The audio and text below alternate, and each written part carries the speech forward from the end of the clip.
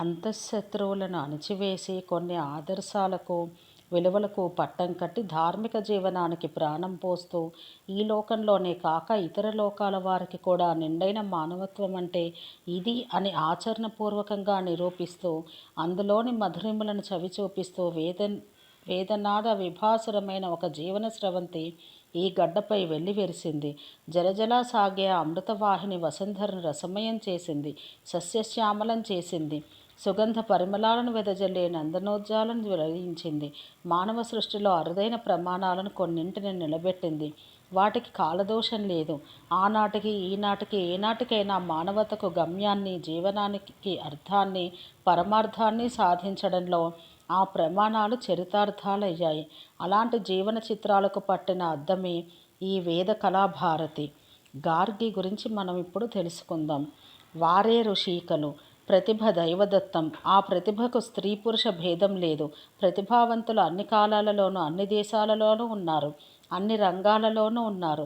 పైగా వేదాంత విద్యలో కూడా పరిణతులైన బ్రహ్మవాదినులు లేకపోలేదు.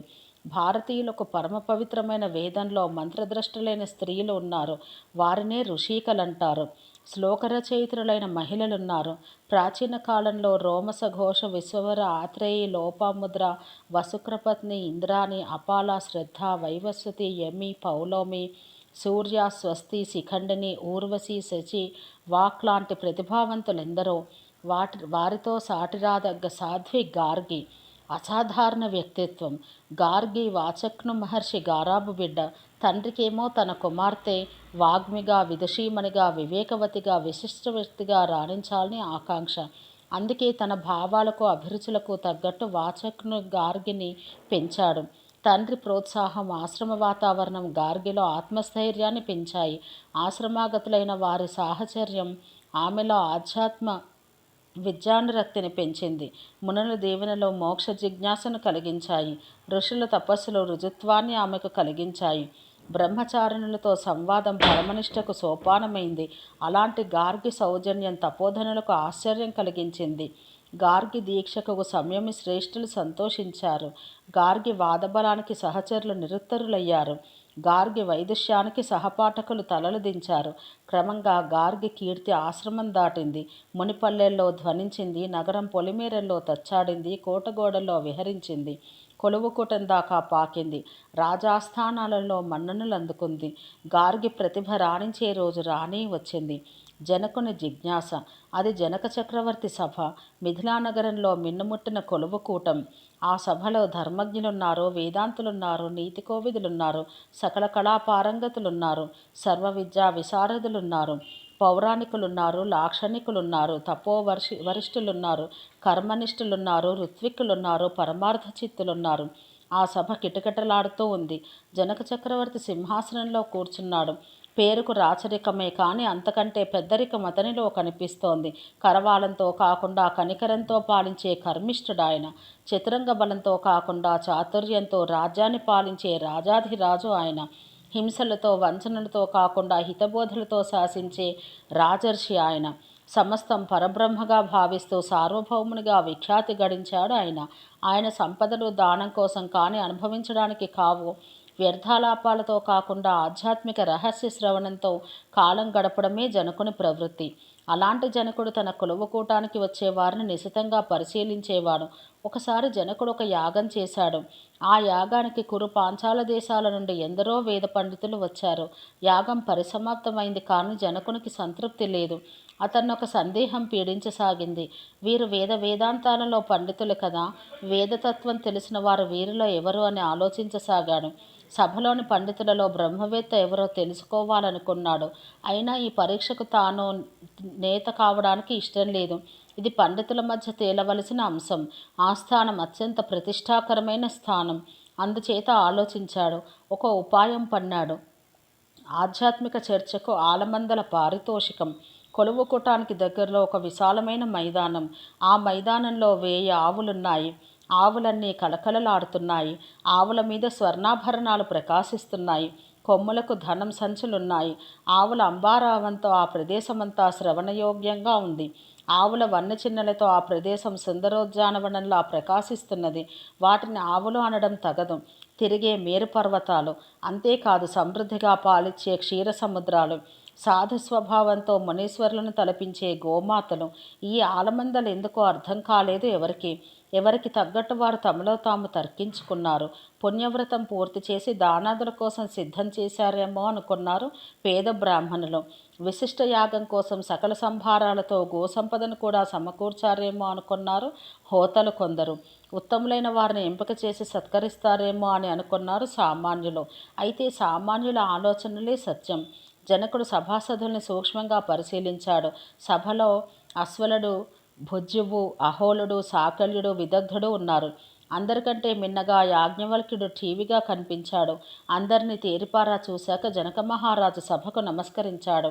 మహాత్ములారా, ఇది కేవలం సభాంగణం మాత్రం కాదు, సద్విషయ చర్చాంగణం, సుమనసుల విహరాంగణం, సత్యశీలుర ప్రాంగణం. మీరందరూ ఉత్తములే, బ్రహ్మజ్ఞులే. కానీ మీలో బ్రహ్మవేత్తలెవరో తేల్చే శక్తి నాకు లేదు. మీలో బ్రహ్మవేత్త అయిన వారికి కొలువుకూటం వెలుపలి మైదానంలోని 1000 గోవులను అర్పిస్తాను అన్నాడు. సరస్సులో అలల్లాగా సభలో కలకలం మొదలైంది. భుజ్యుడు తలవంచాడు. అహోలుడు దిక్కులు చూశాడు. శాకల్యుడు సభంతా పరిశీలించాడు. అయినా సాహసం చేయడానికి ఎవరూ సంసిద్ధం కాలేదు. యాజ్ఞవల్క్యుడు జనకుని ప్రకటన విన్నాడు. సభాంగణమంతా చూశాడు. సహచరుల మనోభిప్రాయాలు అర్థం చేసుకున్నాడు. శిష్యుల ముఖ కమలాలపై విరిసిన చిరునవ్వులు పసిగట్టాడు. పండితుల దిగులు పరిశీలించాడు. అతనిలోని బ్రహ్మతేజం అడుగు వేయమంటూ ఉంది. పాండిత్యం ముందుకు తోస్తున్నది. వినయం తొందరపడవద్దని మందలిస్తున్నది. ఆగాడు. కాలం గడుస్తున్నది. జనకుడు మరోసారి అందరినీ చూశాడు. యాజ్ఞవల్క్యునిపై దృష్టి ఆనింది. అశ్వలునిపై చూపు సారింది. ఇంకా ఆలోచించడం తగదనుకున్నాడు యాజ్ఞవల్క్యుడు. తన ప్రియ శిష్యుడైన సామశ్రవుని వైపు చూశాడు. సామశ్రవుడు సామాన్యుడు కాదు. వేదంలోని సామభాగాన్ని సలక్షణంగా అధ్యయనం చేశాడు. అతని ముఖం చంద్రునిలా ప్రకాశిస్తున్నది. వెంటనే యాజ్ఞవల్క్యుడు లేచి, మహారాజా, సభలో నేనొక్కనే బ్రహ్మవేత్తను, ఆధ్యాత్మ విద్యా విశారదుణ్ణి. అందుచేత ఈ 1000 గోవుల్ని నా ఆశ్రమానికి నా శిష్యుడు తరలించడానికి అనుమతి ఇవ్వండి అని గంభీరంగా పలికాడు. సభ నిశ్శబ్దంగా ఉంది. జనకుడు కాసేపు మౌనం వహించాడు. మౌనం అర్ధాంగీకారం అంటూ సామశ్రవుడు గోవుల్ని తరలించడానికి సన్నాహాలు చేస్తుంటే అశ్వలుడు అడ్డుపడ్డాడు. అశ్వలుని ఆర్భాటం. యాజ్ఞవల్క్య, ఆగు ఆగు. ఉత్తముడవని నీవే ప్రకటించుకోవడం న్యాయం కాదు. ఇది సభాంగణం. నేను జనక మహారాజు ఋత్విక్కును. యాగాదులెన్నో జరిపించిన వాణ్ణి, క్రతువిద్యా విశారదుణ్ణి. నీవు విద్వాంసుడైతే నా ప్రశ్నలకు సమాధానం చెప్పు అని గద్దించాడు. యాజ్ఞవల్క్యుడు అశ్వలుని చూశాడు. అశ్వలుడు పురోహితుడే కాని పరమార్థ జ్ఞానం లేనివాడని పసిగట్టాడు. అందుచేత చేతులు జోడించి, అశ్వలా, నేను సంసిద్ధుని, నీ ప్రశ్నలకు సమాధానం చెబుతానన్నాడు. బ్రహ్మతత్వం అంటే ఏమిటి అడిగాడు అశ్వలుడు గట్టిగా. అశ్వలా, నాకు తెలియదు. నేను బీద బ్రాహ్మణుణ్ణి. ఆవులు నాకు అవసరం అన్నాడు. అశ్వలుడు పకపకా నవ్వాడు. కానీ సభలోని వారు యాజ్ఞవల్క్యుని మాటల్లోని అంతరార్థం గ్రహించి భేష్ అన్నారు. అశ్వలునికి ఆ వ్యంగ్యం అర్థం కాలేదు. తనకు తెలిసిన యాగాల్ని, యాగ విశేషాల్ని, అధిష్టాన దేవతల్ని, కర్మక్రియా కలాపాలని గురించి గుచ్చి అడిగాడు. యాజ్ఞవల్క్యుడు నింపాదిగా జవాబు చెప్పేసరికి అశ్వలుడు కంగు తిన్నాడు. ఇంకా అడగడానికి ఏమీ లేకపోవడంతో అశ్వలుడు వెనకడుగు వేశాడు. నారీజనంలో కలకలం. ఈలోగా నారీజనంలో కలకలం మొదలైంది. అందరి చూపులు అటుకేసి మళ్ళాయి. ఆ నారీజనంలో అర్ధవిద్యా స్వరూపిణి ఒక స్త్రీమూర్తి కూర్చుని ఉంది. ఆవిడని చూసి సరస్వతి సారూప్యం అన్నారు కొందరు. తపస్సు స్త్రీ రూపం ధరించిందన్నారు కొందరు. వేదమాత సభాంగణానికి విచ్చేసిందన్నారు ఇంకొందరు. యాజ్ఞవల్క్యుడు కూడా అటుకేసి చూశాడు. ఆమె వాచక్నుని కుమార్తె అని గుర్తించాడు. ఆమె ఎవరో కాదు, గార్గి. మైత్రేయిలాగా ఆధ్యాత్మ విద్యా రహస్యం తెలిసిన అద్వితీయ సాధ్వీ శిరోమణి. జిజ్ఞాసతో 2 ప్రశ్నలు. గార్గి యాజ్ఞవల్క్యుని చూసింది. అతని తపశ్శక్తికి మెచ్చింది. అశ్వలుని ప్రశ్నలకు అతడిచ్చిన సమాధానం గుర్తించింది. అయినా బ్రహ్మవేత్త అనడానికి ఆ కొలబద్దలు చాలవనుకుంది. ఎదుటివారి సందేహాలను తీర్చగలిగేవాడే పండితుడు. సత్యదర్శనం చేసినవాడే సద్విమర్శకుడు. బ్రహ్మస్వరూపం తెలిసినవాడే బ్రాహ్మణుడు. అందువల్ల గార్గి లేచి, మహారాజా, నేను స్త్రీని, గార్గిని. ఆధ్యాత్మిక అంశాలపై నాకు కొన్ని సందేహాలున్నాయి. వాటిని తీర్చుకోవడం కోసమే నేను ఇక్కడికి వచ్చాను. అనుమతిస్తే యాజ్ఞవల్క్యుల వారిని అడుగుతాను అంది. సభలో అలజడి మొదలైంది. ఎవరు ఊహించని సన్నివేశం. ఒక మహర్షిని ఒకానొక స్త్రీ చొప్పదంటు ప్రశ్నలు అడగడమా అని నిరసించారు కొందరు. బ్రాహ్మణోత్తముడని తేలిన తర్వాత ఏమిటి అనవసర ప్రసంగం అన్నారు సామస్రవాదులు. తన ఆశ చావనందుకు అశ్వలుడు సంతోషించాడు. నారీజనం లోపల సంతోషపడుతూ ఉంది. జనక చక్రవర్తి గార్గిని మహర్షిని కూడా చూశాడు. ఓ మహర్షి, ఇది విద్వత్ సభ, సరస్వతి విద్యాస్వరూపిణి. ఈ సభలో ఎవరైనా ఏదైనా అడగవచ్చు, సందేహాలు తీర్చుకోవచ్చు అన్నాడు. యాజ్ఞవల్క్యుడు సరేనన్నాడు.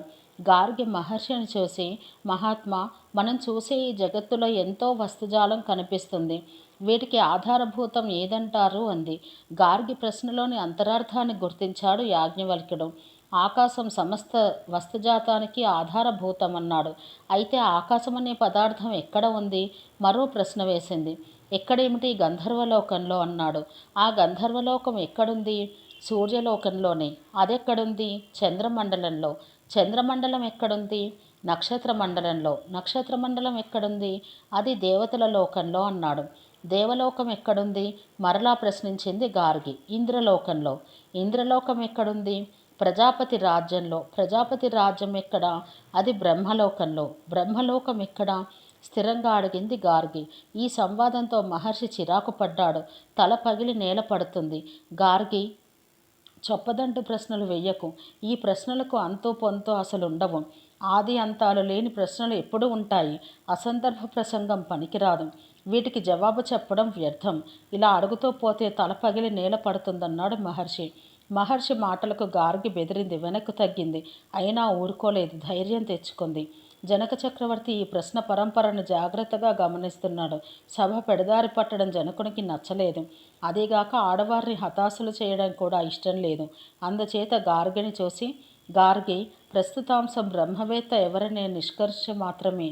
అందుచేత ఇంకా 1-2 ప్రశ్నలు అడగడానికి మాత్రం సమ్మతిస్తున్నాను చెప్పాడు. గార్గి తల ఊపింది. మహర్షి, మహారాజా ఆదేశించినట్టు 2 ప్రశ్నలను అడుగుతున్నాను. ప్రశ్నల్ని బాణాలతో పోల్చడం సహజం. కారణం ఇది వాగ్వివాద సభ. వాదబలమే అస్త్రబలం. కాశీపట్టణంలోని లేదా విదేహ ప్రాంతాల్లో బాణాలను ప్రయోగించే వారిని మీరు చూసి ఉంటారు. వారు సకల కళా విశారదులు. వారి గురి తప్పదు. అందుచేత 2 ప్రశ్నలు అడుగుతానంది. యాజ్ఞవల్క్యుడు సమ్మతించాడు. ఆకాశానికి పైన ఉన్నది, భూమి కింద ఉన్నది, భూమి ఆకాశాలకు మధ్యన ఉన్నది ఏమిటో వివరించండి అని ప్రశ్నించింది. పండిత పుంగవులంతా ఊపిరి బిగబట్టారు. ఇందాక గార్గి అడిగిన ప్రశ్నల్లోని పీఠికా భాగం ఇప్పటికీ అర్థమైంది. సభలో జిజ్ఞాస పెరిగింది. అదే అక్షర బ్రహ్మ. గార్గి, ఆకాశం ఒకటే, అది సర్వవ్యాపకం. గతంలో, వర్తమానంలో, భవిష్యత్తులో కూడా నిరంతరం ఉండే తత్వం ఆకాశం ఒకటే అన్నాడు. అయితే మరో ప్రశ్న అడుగుతున్నాను మహానుభావ. భూత భవిష్యత్ వర్తమాన కాలాలకు గుర్తులేవి? అదే పరబ్రహ్మం. అది చిన్నది కాదు, పెద్దది కాదు, పొడుగు కాదు, పొట్టి కాదు, నలుపు కాదు, ఎరుపు కాదు. దానికి రంగు, రుచి, వాసన లేవు. కళ్ళు కనబడేది కాదు. ఎవరు భుజించలేనిది అది. ఆ శక్తే సూర్యచంద్రులను నడిపిస్తుంది. అది అగ్నిలా అరుణిమ కాదు, జలంలా తరళము కాదు. దానికి ఛాయా తిమిరాలు లేవు. అదే అక్షర బ్రహ్మ. అక్షయం, అనంతం. ఈ బ్రహ్మయే కాలాన్ని నడిపిస్తుంది. భూమి ఆకాశాల్ని క్రమపద్ధతిలో తిరిగేలా చేస్తుంది. దీనివల్లనే దివారాత్రాలు, వారాలు, మాసాలు, ఋతువులు, సంవత్సరాలు, యుగాలు, మన్వంతరాలు ఏర్పడుతున్నాయి. ఈ అగోచర శక్తి వల్లనే కొన్ని నదులు తూర్పు పడమరలుగా, మరికొన్ని పడమర తూర్పులుగా పయనిస్తున్నాయి. చివరకు సాగర గర్భంలో కలుస్తున్నాయి. ఈ అక్షర బ్రహ్మ కనబడదు, కానీ అన్నింటినీ చూస్తుంది. వినబడదు, కానీ అన్నింటినీ వింటుంది. తానెవరికీ తెలియదు, కానీ తనకు అన్నీ తెలుసు. అది అక్షయం, అనంతం, చిరంజీవి, మహాశక్తి సంపన్నమని యాజ్ఞవల్క్యుడు సృష్టి రహస్యం చెప్పాడు. ఈ సమాధానంతో గార్గి సంతృప్తి పడింది. తన సందేహాలు తీరినట్టు స్పష్టం చేసింది. యాజ్ఞవల్క్యుడు బ్రహ్మ విధులలో ఉత్తముడని, బ్రహ్మను తెలుసుకొన్నాడని నమ్మింది. సభ మహర్షికి జేజేలు పలికింది.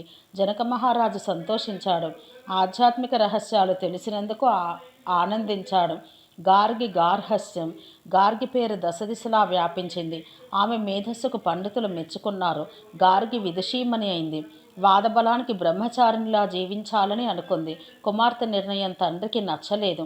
తన కుమార్తె విద్యావంతి కావాలని కోరుకున్నాడే కానీ అవివాహితగా కాలం గడపడం అతన్ని బాధ పెట్టింది.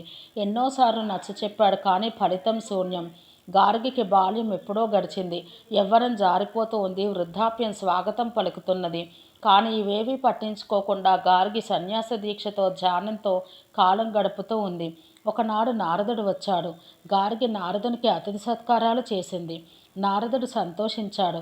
అమ్మ, జీవితం క్షణభంగురం, వయోదార్ఢ్యం నిలిచేది కాదు. సుఖభోగాలు జీవికి అవసరం. ఈ నియతి అందరికీ సమానం. అందుచేత పెళ్లాడవమ్మా అన్నాడు. గార్గి నారదునికి నమస్కరించింది. మహర్షి, పురుషులకు స్త్రీలకు భిన్న భిన్న ఆచారాలు లేవు. సాంసారిక జీవితం గడపకుండా సన్యాసులైన వారెందరో ఉన్నారు. అలాగే నేను సన్యాసినయ్యాను. ధ్యానంతో ముక్తి పొందాలని నా ప్రగాఢ వాంఛ అంది. అప్పుడు నారదుడు, అమ్మా, నీ ఆలోచన బాగుంది, కానీ వాదనలకు నిలవదు. పురుషులకు ఇది సాధ్యం, కానీ స్త్రీలకు కాదు. స్త్రీ ధర్మాలు వేరు, పురుష ధర్మాలు వేరు. యాజ్ఞవల్క్యుడు స్త్రీలకు ఎన్నో నియమాలు చెప్పాడు. యుక్త వయసు వచ్చాక ఆడపిల్ల తన భర్తను తానే నిర్ణయించుకోవచ్చన్నాడు. మగబిడ్డలు లేకుండా ఎవరైనా చనిపోతే అతనికి నిజమైన వారసును అతడి భార్య, అతని కూతుర్లు మాత్రమే అని అనుశాసించాడు.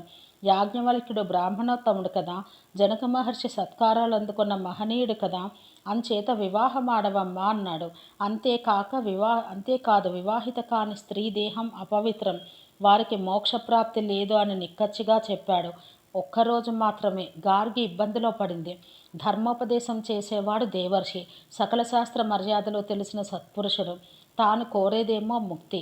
ఆ ముక్తి అవివాహితులకు రాదనడం అంతుపట్టని అంశంగా భావించింది. గార్గి తనలో తాను వితర్కించుకుంది. తను ఏకాకి, తనకు తన వారంటూ ఎవరూ లేరు. తానే మగని కోసం వెతకసాగింది. చివరకు శృంగవంతుడనే మునిని చూసింది. శృంగవంతుడు గార్గిని పెళ్లాడడానికి ఇష్టపడ్డాడు. గార్గి ఒక నిర్ణయానికి వచ్చింది.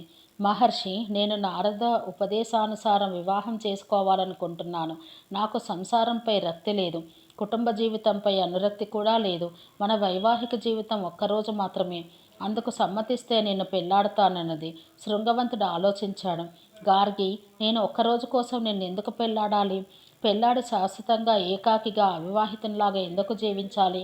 అందువల్ల నాకు ఒరిగేదేమిటి అన్నాడు. శృంగవంత, ఇది నారదోపదేశం. నా తపస్సులో సగం నీకు ధారపోస్తాను. నీవు చరిత్రలో చరితార్థుడిగా మిగిలిపోతావు. నా భర్తగా చరిత్రలో నీ పేరు శాశ్వతంగా నిలిచిపోతుంది అంది. గార్గి శృంగవంతుల వివాహం జరిగింది. మాట ప్రకారమే ఒకరోజు కాపురం గార్గి గడిపింది. మగన్ని వదిలిపెట్టడానికి నిశ్చయించింది. కానీ శృంగవంతుడు, గార్గి, ఇది తగదు, ఆలోచించు. మరికొంతకాలం నాతో జీవించి ఇదే నా కోరిక అని దీనంగా ప్రార్థించాడు. కానీ గార్గి ఒప్పుకోలేదు. ఆమె మగడిని వదిలింది, సన్యాసిని అయింది, ధ్యానంతో ముక్తి పొందింది. బృహదారణ్యక ఉపనిషత్తులో శాశ్వత స్థానం సంపాదించుకున్న బ్రహ్మవాదినులలో గార్గి ఒకతే. వ్యాకరణ శాస్త్రంలో కూడా పాణిని గార్గిని ఉదహరించాడు. ఆత్మస్థైర్యంతో, మనోబలంతో, యుక్తియుక్త వాదనలతో ఎలాంటి వారినైనా ప్రశ్నించగలిగే వనితామణువులలో గార్గి ప్రథమగణ్య. చరిత్రలోనే వాగ్మిగా, విదుషీమణిగా, స్థిరచిత్తగా నిలిచిన మహోన్నత వ్యక్తిగా గార్గి. ఓం శాంతి శాంతి శాంతి.